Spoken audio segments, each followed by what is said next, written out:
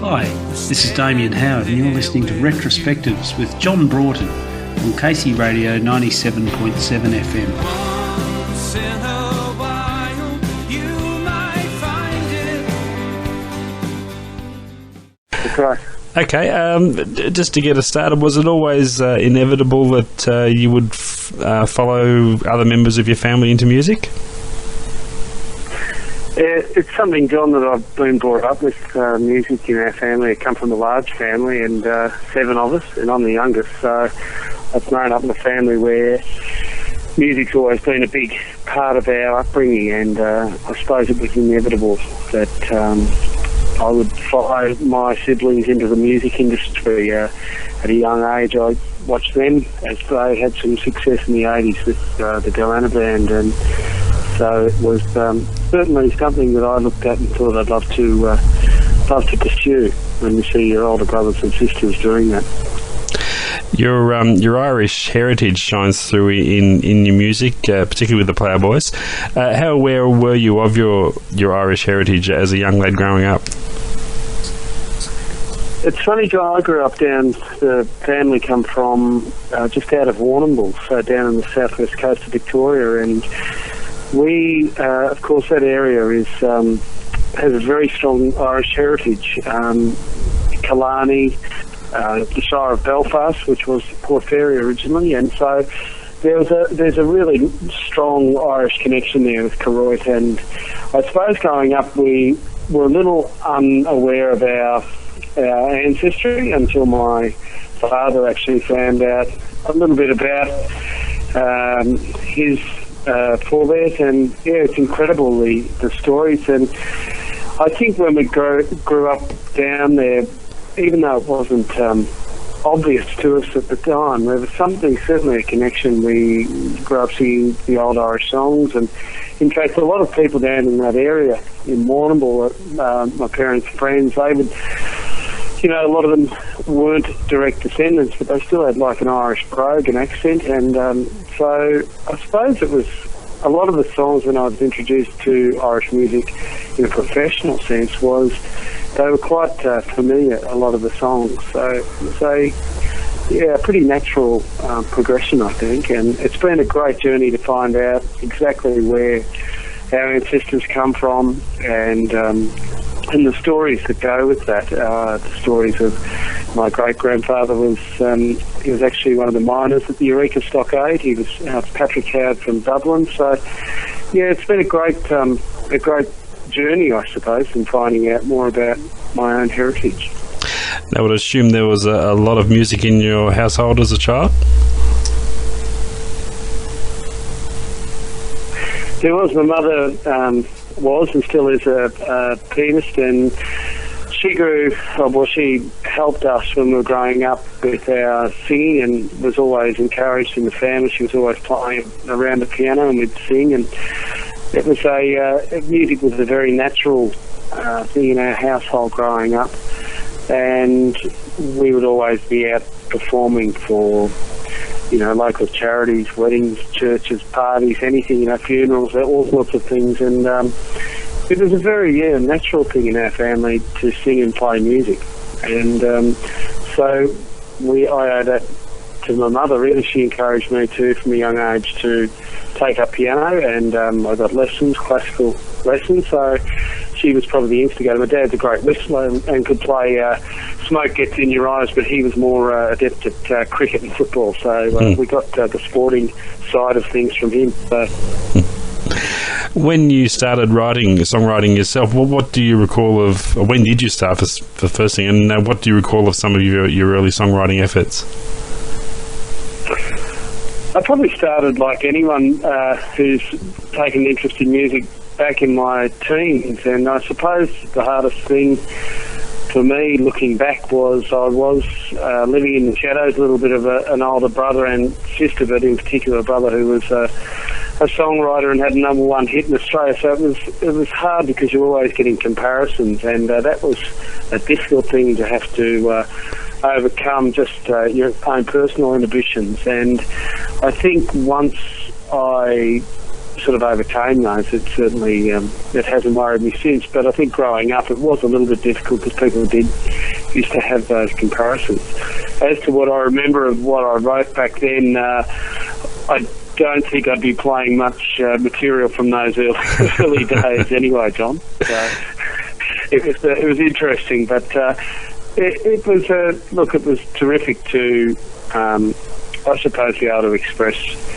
And I think that's one of the great things about songwriting is that you're able to express your innermost thoughts and tell stories, and I think that's the narrative has always appealed to me in song. So yeah, it's been a great gift, I suppose, to be able to write and express. Was there a particular point in time when you can pinpoint that you really started to develop a confidence in yourself as a writer? I think when I first, the Plowboys, John, when I first sort of formed that group in 1995, so that's some 12 years ago, and it was around this time. I think that was probably when I really got the confidence to pursue my own material. I had great support from the musicians in the band, who are all fabulous musicians, and they were really supportive of my own material. And I think in some ways, as a band, it's easier to perform your own material because you can sort of hide behind the fact that it is a band. So I really gained the confidence, I think, when the Plowboys formed in 1995, and I suppose festivals like the Melbourne Folk Festival, which was where we first started with the Plowboys, was, and I still believe is the forum that gave me the confidence to write and sing my own material in front of audiences, and they continue to be great supporters up that way, and all the people that attend that festival. And I haven't forgotten the fact that they gave me probably the first chance and heard my material for the first time and encouraged me to keep going with it. I saw a little blurb on the Plowboys website that described the band as Australian-flavoured Celtic roots rock folk music. When you set out to start the band, would that have been a good description of what you were aiming for? I think probably not when we first started. I think it's great that it's evolved into that eclectic genre, I suppose. But originally, look, we started out with the proliferation of Irish pubs that exploded around Melbourne, really. We started to get a lot of work in that scene, and I played in a traditional Irish band called Shanachie. So I went into it was more like an Irish folk rock style when we first started off, and basically introduced the drums and bass into some of the traditional Irish music. So it was very much a Celtic sort of folk rock cover band in a sense. So it wasn't really until we started introducing our own material that we really sort of found our own niche. We realised that this was our own style. We are very much grounded in the soils of Australia, and yet we have got this influence. And some of the guys in the band are directly, Alan O'Connell's from Cork, and he was born in Cork, and a couple of the other guys their parents are directly from Ireland. So it was this kind of eclectic mix that we wanted to form our own style. We didn't want to get pigeonholed, I suppose. And of course, when we started writing our own material, we realised pretty quickly that that's what we enjoyed more than singing other people's songs. So there's a lot of influences, I suppose, that have got us to the point where we do the sort of material that we do. A lot of great Australian, I suppose, folk rock acts like the Whirling Furfies, those sort of bands, right through to some fantastic sort of Irish rock bands like Hothouse Flowers were a great inspiration to me back in the 90s, and I was fortunate enough to do the support with my brother Shane at the Arts Centre when Hothouse Flowers were in the peak of their popularity here in Australia. And that sort of, I think, was the great fillip for us, because it gave me a clear idea of, well, that's the sort of sound, what I'd love to try and achieve, and I think all the guys were of the same opinion. So it is an eclectic mix. We go swing from a bit of country through to, Celtic, acoustic roots, and try not to get pigeonholed and try and just pay homage to the song the way it comes out, that we don't need to mould it into any particular style, just pay homage to the song. Sure. Were you aware there's another band overseas with the Plowboys name? Yeah, we did. Since we found out there are a couple of the Plowboys overseas, and the name basically came out of one of those quick moments where we were sort of asked, do you want to do a gig in I think it was Bridie O'Reilly's in the city, and they said, we need a name for your band, and we sort of quickly just said, let's grab something out of an old Irish song, and we opened up the book and it said the Merry Plowboys. We said, the Plowboys, that'll do. So that was it, and that was the reason the name stuck, and we have been made aware since, but it's interesting. We have to now looking at touring to Ireland next year, which will be fantastic in July.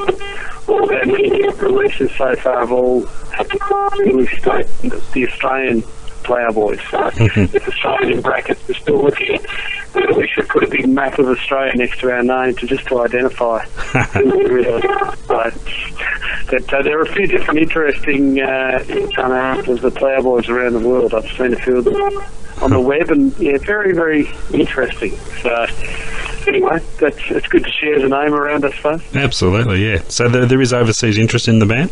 The band are hoping to go over to Lorient. There's a huge Interceltic festival over in France, which basically has all different Celtic acts from around the world. So we're hoping to get there, and we've had some great feedback from Ireland with some festivals, and we went over to Scandinavia back in about 1999, and we had a couple of weeks touring around over there, which was a great experience. And we always said, look, it'd be fantastic to take the band back to Ireland and to perform in Ireland together. So I suppose after 12 years, I think we're entitled to do that anyway, to go and to perform together over in Ireland, which is it'll be an interesting situation to see how we get on, but we're really looking forward to that challenge. And we're touring with my sister Marcia, who's also going over. She'll be over at that time, and she's got some great connections over there, so we're really excited about that prospect and really looking forward to it. Now, I believe last year at Port Fairy you had the role of musical director of a special concert event there. Can you tell us about that? Yeah, that's right. I had basically some partners and I got together, and we approached Port Fairy.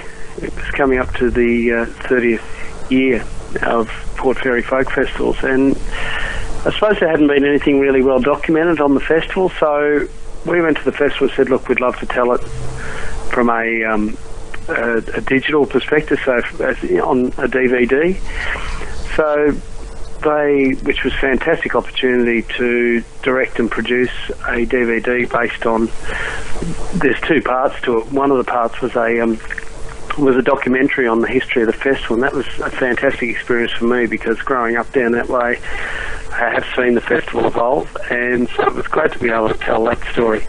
And then the other part of it was to showcase some of the artists from the 2006 concert it was, and so what we decided to do to do it justice and to make sure we're inclusive of everyone, we decided to work closely with Jamie McHugh, the festival director, and we decided that rather than trying to run a camera around to every venue over the course of the weekend and capture everything, that we'd get a performance or put a concert on and call it the 30th celebration concert, which was fantastic, and it featured all artists from the past, from locals right through to international performers, from Danny Spooner through to Mary Black and Colin Hay, and we had some fantastic performances. And yeah, it was a memorable night, because it also told the story of how the festival evolved, and we used song and story to tell that. So that was a wonderful experience. It was an enormous amount of work, as you can imagine, but it was fantastic to be able to help tell the story, I suppose. And a lot of people came up afterwards and who are relatively new to the festival and had no idea of its humble beginnings. And now it's such an amazing gathering on the long weekend in March. It's an iconic festival now in the Australian music scene, and just I think to remind people, to take people back to its very humble and basic beginnings and all the great volunteer work that was done back in those early days to set it up as a what is now a premier music event. It was a timely reminder, I think, to all that what music can achieve and community can achieve together. So yeah, that was a really special experience for me to be part of. Now let's move on to your solo album. When you decided to tackle that project, how conscious were you of distinguishing it from the work we knew from you with the Ploughboys? I suppose I said before I like to always pay homage to the songs, and I think I had all this material that was perhaps not really suited to that kind of eclectic Ploughboy sound that we talked about before. And I'd also, 12 years is a long time to be in any band, and as much as I love and enjoy the Ploughboys and what it is, I had another part of me that wanted to experiment a bit more, and with other players. I've been starting to play with different people just to keep my enthusiasm and sort of musical taste buds ticking along. And so I had this bunch of songs that I really wanted to document, and so I started the process just quite simply my own little home studio. And originally I said, I'll just do a very stripped back acoustic album, just with acoustic guitar and piano, and that'd be it.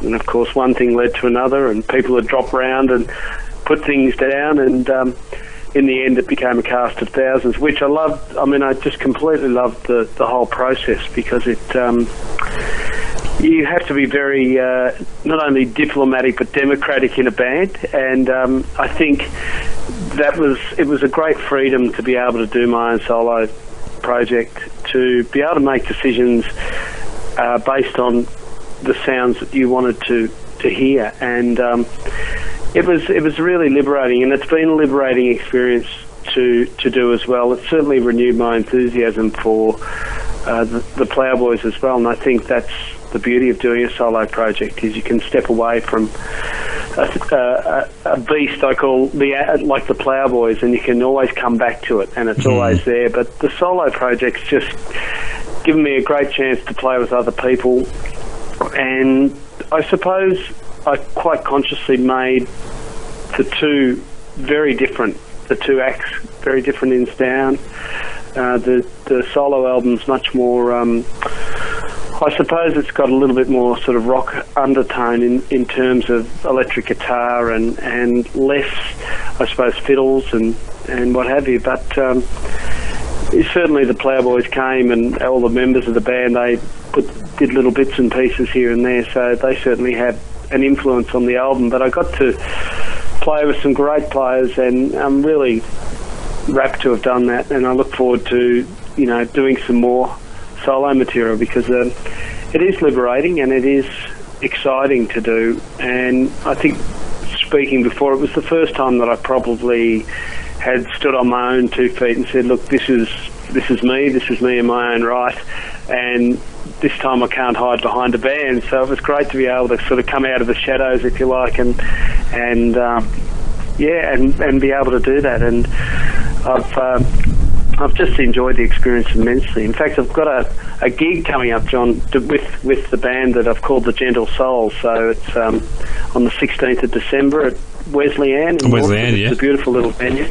Yeah, so it's a great venue, and that's on the 16th from about 8:30. So if you're anyone's in the area, I'd love you to come along and hear the new material and the new lineup. And it's certainly I love the fact that I can go from one minute I'm playing with the Ploughboys and we're doing the kind of sort of party rollicking sort of material, right through to the next gig you're playing your more quiet and subdued material. So They are very different, but certainly I have a great affection for both, so enjoying it immensely at the moment.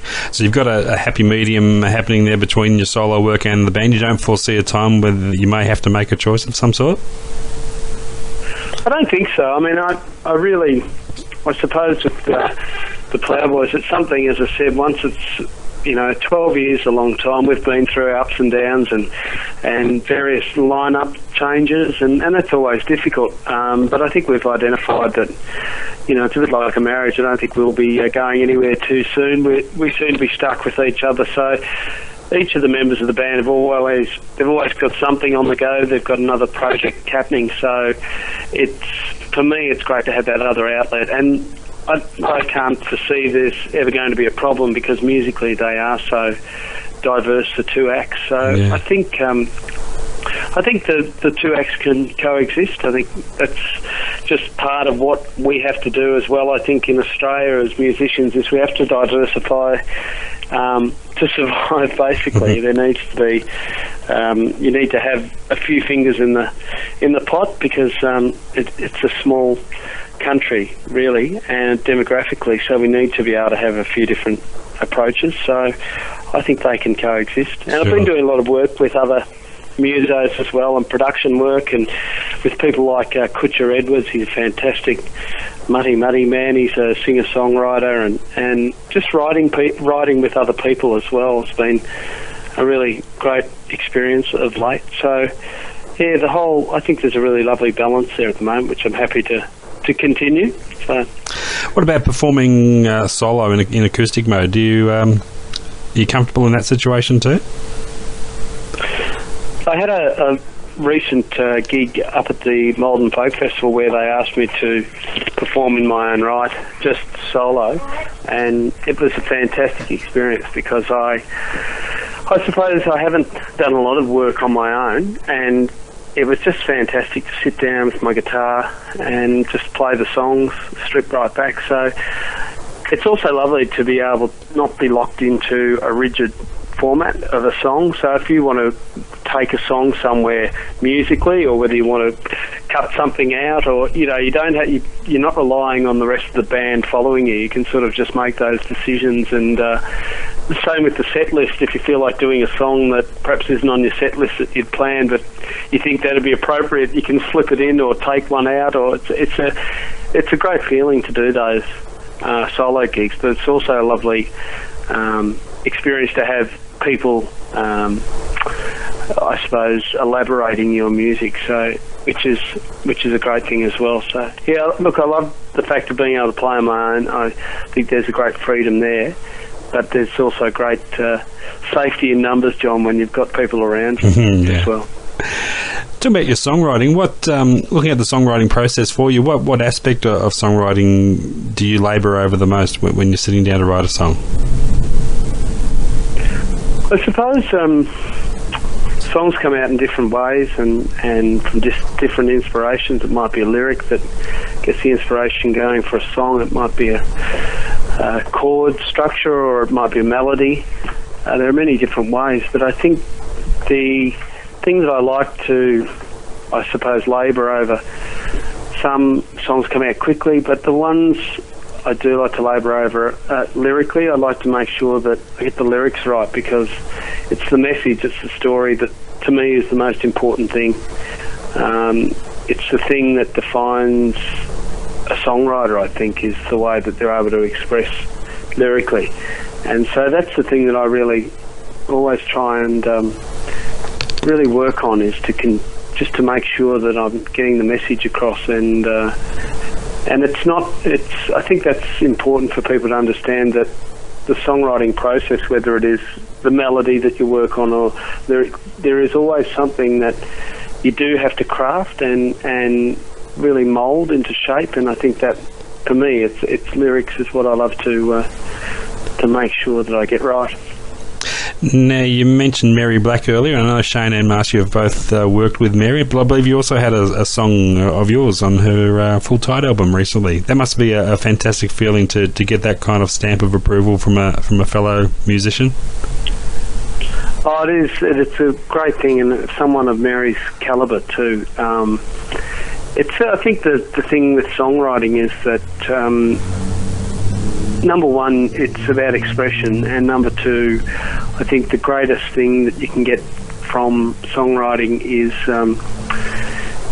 just being basically, getting the kudos from your peers. And I think to have that happen was a fantastic experience, and it certainly gives you a great confidence and belief, I suppose, because when you work in an industry like we do have in Australia, there is probably a really over-commercialised side of music in this country, and it's not so much about the song, it's about the look and all that sort of thing, and that's fine if that's the way people want to go. But when you write songs that aren't commercially driven, it's great to get that sort of respect from your peers, especially from an Irish singer-songwriter, because as we all know, the Irish are such great literary experts, and there's so many beautiful writers and songwriters too out of Ireland. So to be chosen in that elite category up against people like Noel Brazil and different songwriters that Mary works with is a great honour, and it certainly gives the confidence to keep going and keep writing. And it's been a lovely experience for me to be able to be introduced onto stage with her, and as one of the songwriters, it's certainly a great experience. And also she's such a generous person in terms of, we sang on her opening track as backing singer. So that's a great experience, and I suppose a great thing for me to look back and say, that's certainly something I've achieved. And it's a very humbling experience too, for that to happen. And people here probably don't realise, but that Full Tide album has been a really big seller in Europe and a little bit in the States too. So it's nice to have your name down as one of the co-writers on a song. It's a great feeling. Yeah. Now, you recently got to record a song with your brother and sister as part of a compilation album the ABC put out. That's right. The compilation's called High Wire, and they contacted Marcia and asked if she would be interested in writing a song, and Marcia suggested that we'd been threatening to do something together as three of us write a song together. It's always a bit tricky with siblings and to get together and write a song, but we decided to, and it was around the time that our father wasn't well, and so we decided it was time to sit down and do something. So we had a bunch of collective sayings that he has always said throughout his life, and we wrote a song, Love Will Always Lead You Home, and it's been a great song for us all, I think, because it just reminds us all of the importance of family and the importance of of looking after each other and looking out for each other. So that was a lovely experience, and we hope to, if we can ever sort of find a clear path and we're not doing everyone else's projects, that we'll one day hopefully sit down and write a full album together and go out and tour it. So we've always threatened to do it, but as you know, John, it's very hard to pull something like that off, because we live in different parts of the state, so that's hard. Yeah, no, you just stole my next question. But one day we'll get there. That was my next question, actually. Was there ever going to be a full-length Howard family album? I'd like to think so, and I think it's something that will, I think, and I know that Shane and Marcia think this, that it will naturally evolve. I think, you've got to arrive.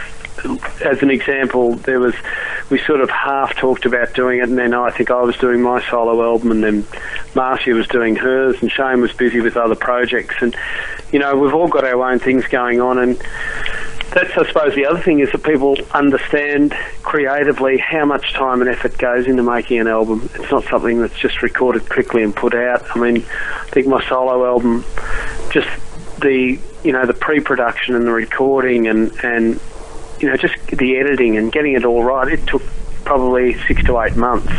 And so when you're talking about that length of time, it's very hard to just think, we'll quickly put an album together and put one out. So not to mention the writing that's involved to get the dozen or so tracks required. So, but I think we will get there, and I don't know when, but I'm sure it will happen one day that we'll find some time to sit down together and write an album. And that'll be a lovely experience, I'm sure. No, the best things are always worth waiting for. It's the next generation coming through, all the sons and daughters of all our other siblings who are all the musicians now. So maybe they'll give us the impetus to get out and get going, get cracking with it. They'll beat us to the finishing line. So what's in the books for the new year approaching, Damien? Is there another solo album in the wind? Yeah, I've got, first of all, been writing a Ploughboys album because hoping to have that ready for our trip next year in June. And so that's the first project off the rank in the new year. That's the priority. And then I'd like to actually, while I'm over in Ireland, I've got half a dozen songs or so that I've got earmarked for a solo project. So I'd love to, while I'm there, to do some recording over there for my next solo album as well. And I think there's a few things on the go, and I've got a bit on my plate. So just looking forward to the new year and especially to the trip. I mean, that's, as you can imagine, it's a huge undertaking to take, so many people. There's I think all the spouses of all the band are coming and their children, and we've got my sister and her children. So there's a whole entourage of people coming, and I think about 30 of us in total. So it's a huge effort just to pull that trip off. So that's sort of been my focus over the last 3 or 4 months, coordinating that. But that will certainly be the focus. We'll come back from that and Ploughboys have a bit of a break after that, and launch into the festival season, which will obviously kick off in about November next year, and that will take us through till the following March 2009. So there's a fair bit on the go, and it's going to be a busy time, but it's always a great time. And whenever you're creative and doing creative things, it's always a great feeling. Fantastic. Damien, thanks so much for your time. It's great to catch up with you. Thank you, John. It's been a pleasure, and thank you for your interest. It's been great. Congratulations on all the great music you've made so far, and I think you're well and truly emerged from the shadows of your siblings, and you're making a name for yourself in your own right, and it's fantastic to see, and well deserved. Thanks, John. Thank you. Okay, all the best. All the best for Christmas too. You too. Thank you, John. Okay, take care. Bye.